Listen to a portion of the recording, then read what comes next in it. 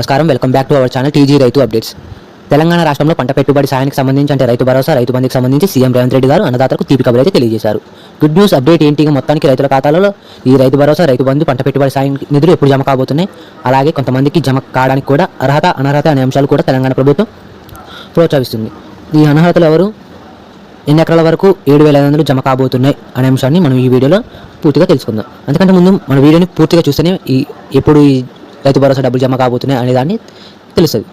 అలాగే మన ఛానల్ని ఎవరైనా కొత్తగా చూస్తుంటే సబ్స్క్రైబ్ చేసుకుని పక్కనే ఉన్న బెల్ ఐకాన్ ఆన్లో పెట్టుకోండి. మనం పెట్టే వీడియోస్ ముందుగా మీరు చూసేయచ్చు.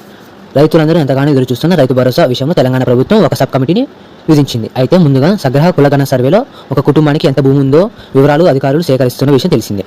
మరి ఈ సర్వే పూర్తయిన త్వరలో ఈ సబ్ కమిటీ ఒక అంచనాకి వచ్చి 7 నుంచి 10 ఎకరాల్లోపు ఉన్న చిన్న సన్నకారు రైతులకు గుర్తించి మరి ఆ రైతులకు సాగు చేసిన భూమికి మాత్రమే 2 విడతలుగా ఎకరానికి 7,500 చొప్పున ఈ రైతు భరోసా పైసలు జమ చేయాలని ప్రభుత్వం యోచిస్తుంది.